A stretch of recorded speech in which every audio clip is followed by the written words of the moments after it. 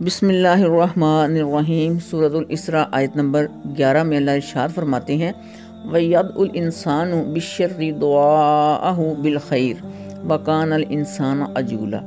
انسان برائی کے لیے بھی ایسے ہی دعا کرتا ہے جیسے بھلائی کے لیے کرتا ہے، دراصل انسان بڑا جلد باز واقع ہوا ہے۔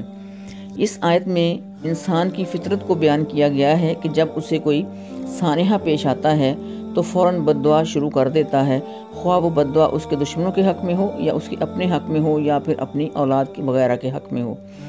پھر وہ یہ بھی چاہتا ہے کہ اس کی یہ دعا بہت جلد قبول بھی ہو جائے، حالانکہ بعد میں اسے احساس ہو جاتا ہے کہ اگر اس کی بد دعا قبول ہو جاتی تو اس کا اسے کتنا زیادہ نقصان پہنچ سکتا تھا، جیسا کہ ابو جہل نے اپنے حق میں بد دعا کی کہ اللہ اگر یہ تیرا نبی سچا ہے اور یہ قرآن برحق ہے تو ہم پر آسمان سے پتھر برسا دے، کیونکہ وہ کہتے تھے کہ ہم نبی کریم صلی اللہ علیہ وآلہ وسلم کو اتنا تنگ کرتے ہیں، ان کو اتنی اذیتیں دیتے ہیں، ذہنی فزیکلی ان کو اذیتیں دیتے ہیں، تو ہم پر کیوں کوئی عذاب نہیں آتا اگر یہ واقعی نبی سچے ہیں۔ تو وہ اللہ سے بد دعا کرتا تھا اپنے لیے، استغفر اللہ۔ اسی طرح مسلمان بھی کفار مکہ سے سختیاں برداشت کرنے پر بعض دفعہ بد دعا کیا کرتے تھے، حالانکہ انہی لوگوں میں سے اکثر بعد میں بہت سارے لوگ ایمان لے آئے تھے۔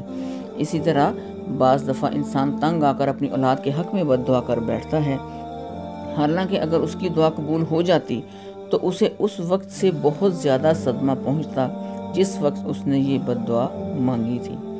گویا انسان کی جلد باز طبیعت اکثر اوقات نقصان دہ ثابت ہوتی ہے، اور اس کے برعکس اللہ کے کاموں میں بتدریج اتار چڑھاؤ کا قانون جاری و ساری ہے، جس میں اللہ کی طرح طرح کی حکمتیں پوشیدہ ہیں۔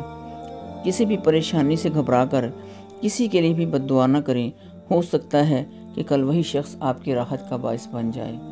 اللہ ہمیں ہدایت دے۔ السلام علیکم ورحمۃ اللہ وبرکاتہ۔